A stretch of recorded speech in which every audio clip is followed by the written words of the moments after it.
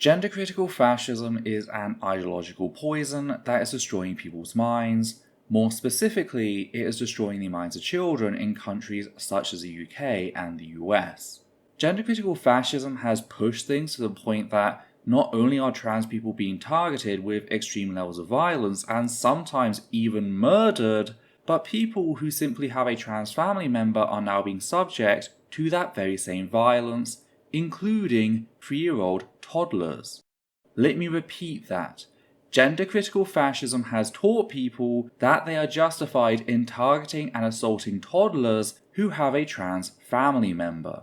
We need to talk about what happened in Belfast, as well as the ideology responsible for said violence, and why it can't be debated into submission. But first, a quick content warning for the following: transphobia, anti-Semitism, white supremacy, Nazis, assault, hate crimes, and murder.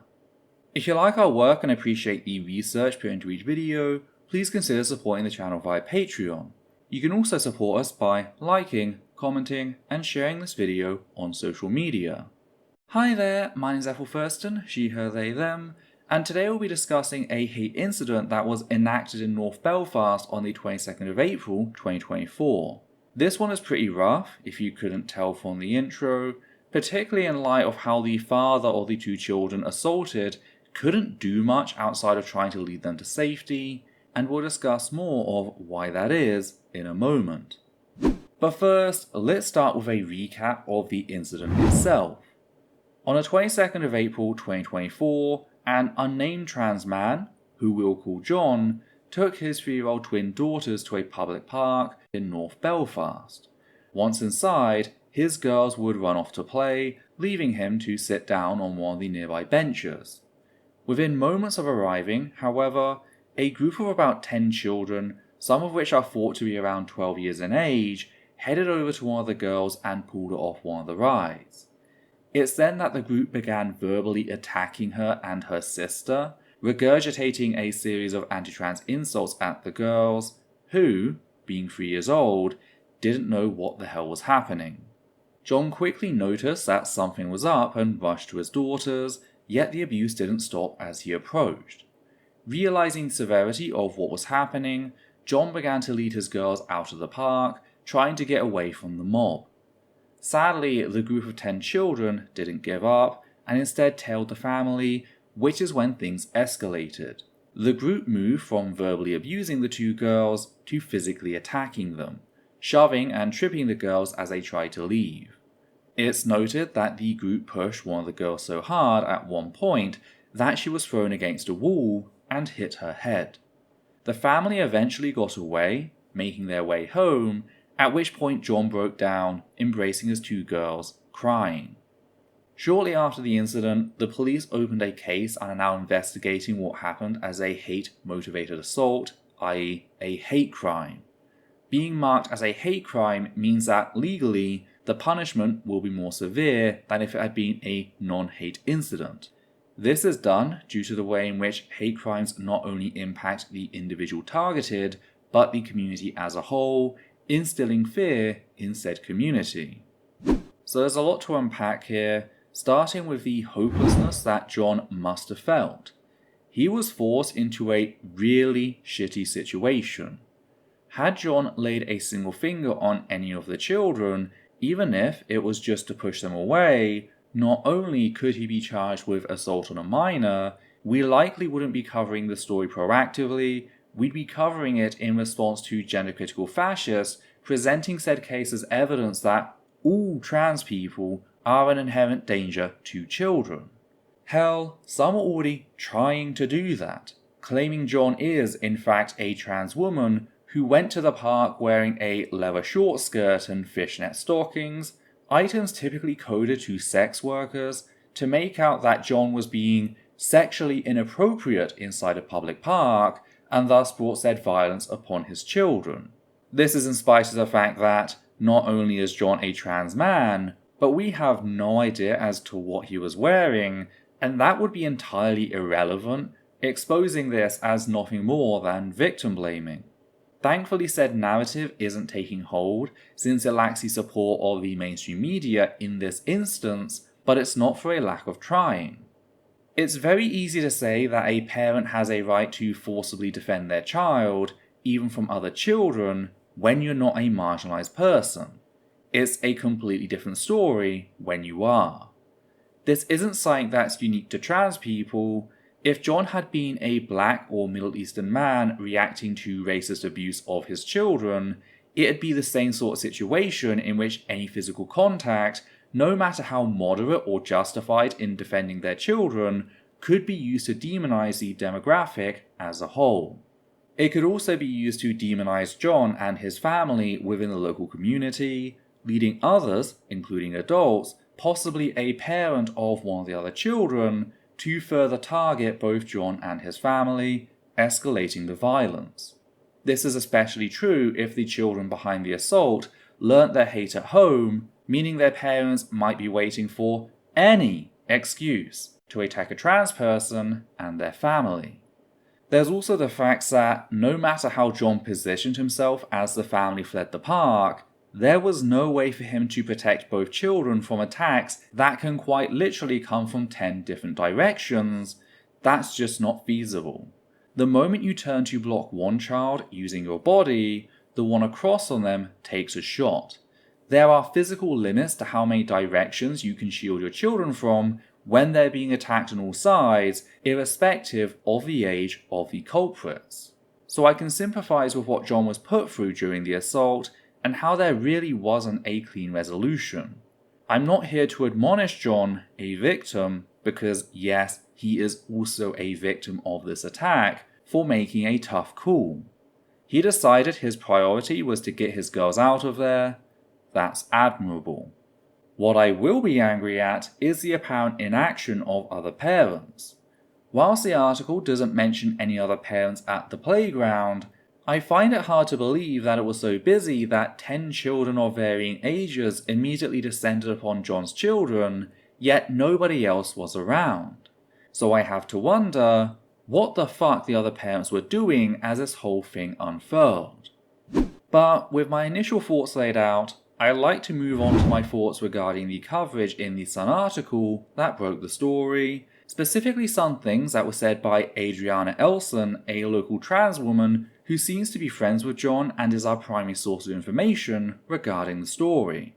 Though, before I begin, I just want to be clear, whilst I am critical of what Adriana said, I only have edited fragments of an interview about a highly strung situation that has been filtered through the Sun's editors. I don't know if said quotes have been taken out of context, or if they, in isolation, reflect Adriana's views. However, I still think there's a discussion to be had here about things to avoid saying to the media regarding this issue, particularly far-right media like The Sun. There are two quotes in particular that I take issue with, the first being a form of both-sidism regarding the trans and gender-critical communities, seen in quote, "Both sides are playing their part in this increasingly toxic debate, and now we see that the fallout from it is the sort of thing that sees 3-year-old girls going home in tears from the local park." End quote. The second is a statement of empathy for those who hold gender-critical views, seen in quote, "I understand and empathize with many of the gender-critical views, with people who have issues with some of the hardline opinions from some in the trans community." End quote.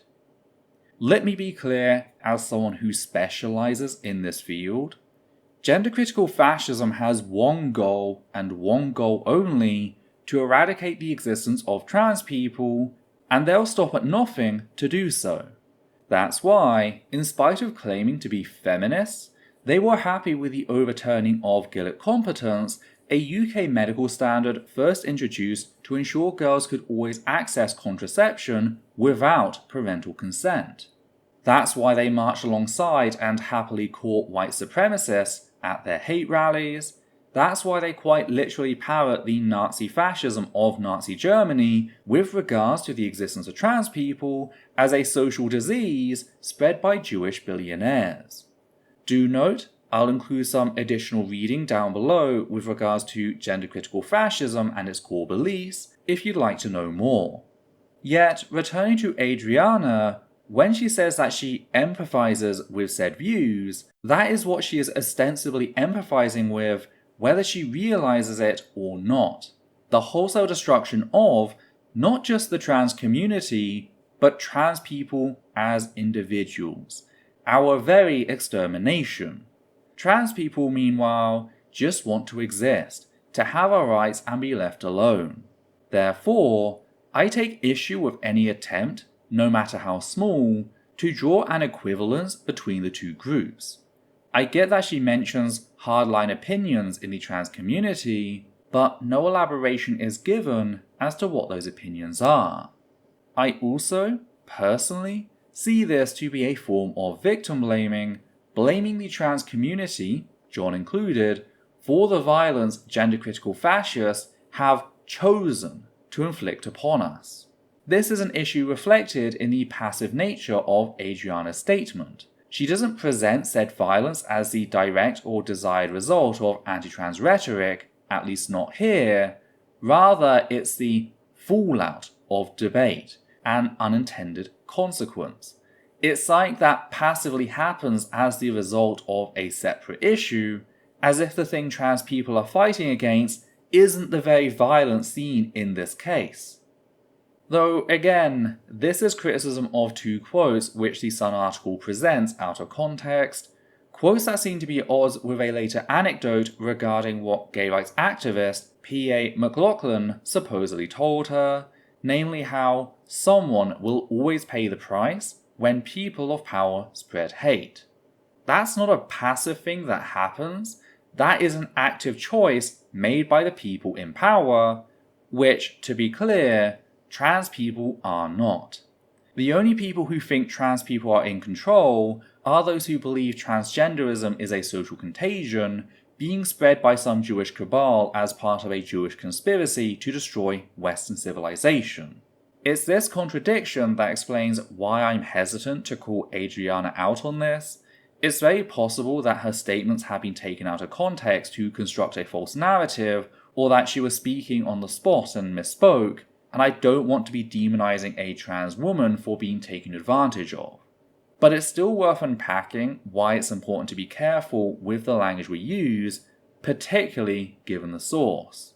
Because let's not lose sight of the fact that The Sun is one of the papers known for its hand in cultivating the very anti-trans panic that led to this assault.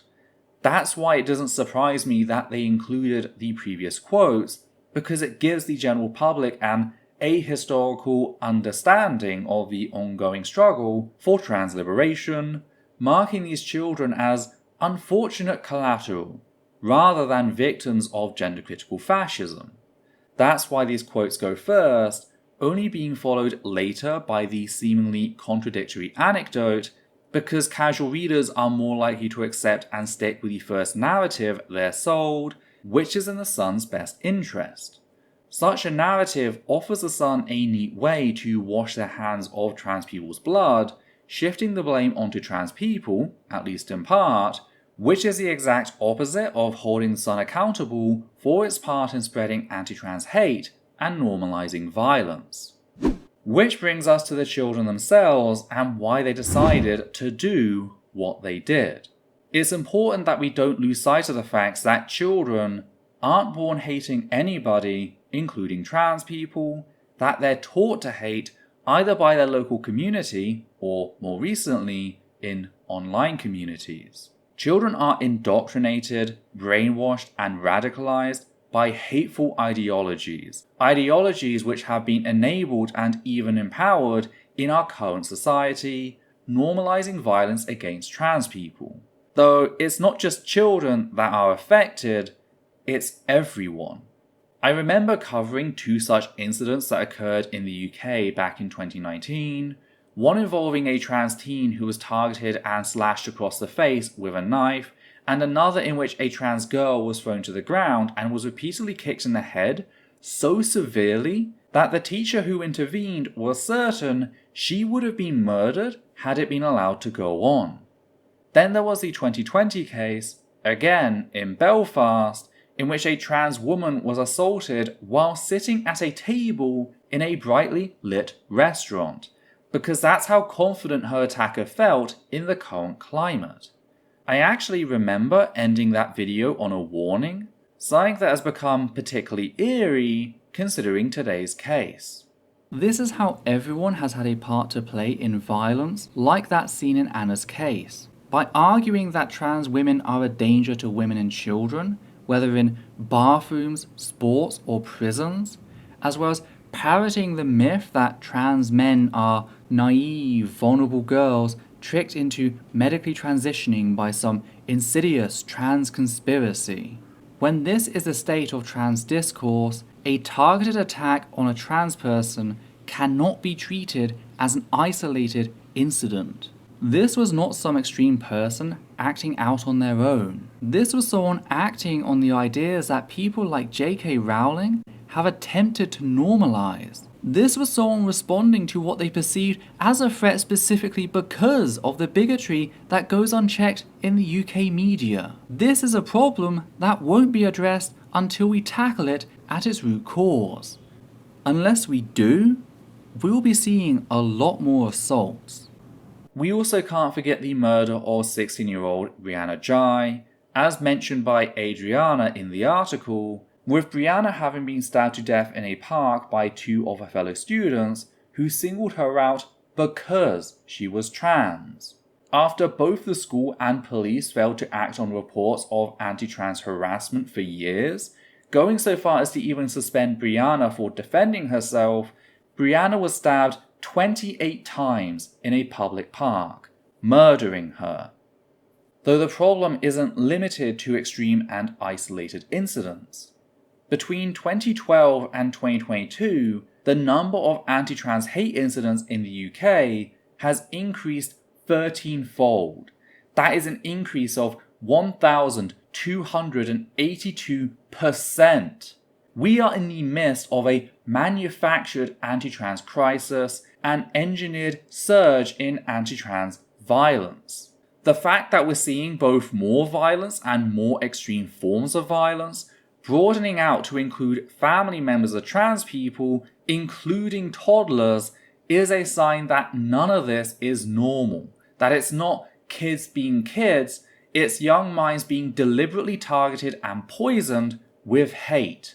It's children being taught by the adults around them in their community, off or online, that it's okay, some might even say noble, to target trans people and their families. This is not an accident. This is the direct result of gender-critical fascism being allowed to proliferate, with people acting like this is a civil debate turned toxic rather than a genocidal ideology coming after a marginalized community. Note that I'm not responding to the hateful crap I've seen put out by gender-critical fascists regarding this issue, because that's how they poison people's minds.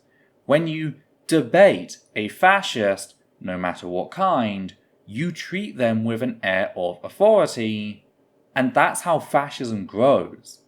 Fascism props itself up on the myth that it has authority, feeding itself on any platform it is given, like the sun.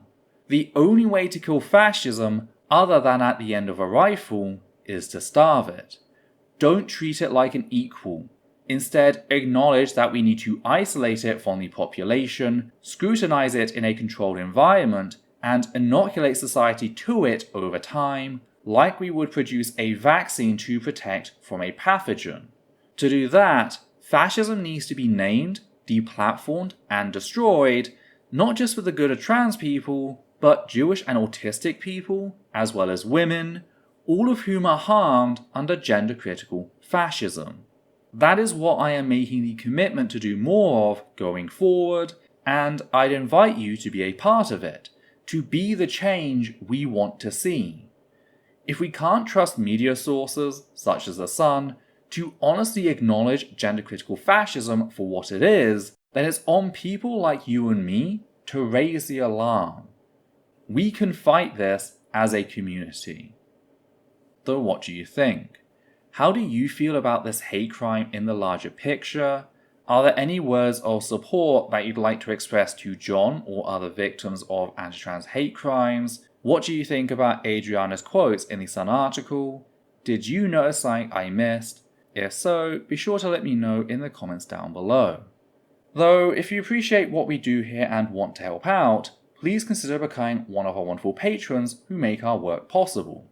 On that note, we'd just like to thank the following people: Matthew Kovac, Hannah Banghart, Gert Van Vorst, Goddess Alita, Marble Wings, Sosh Daniels, Flynn, and Higgins the Seagull.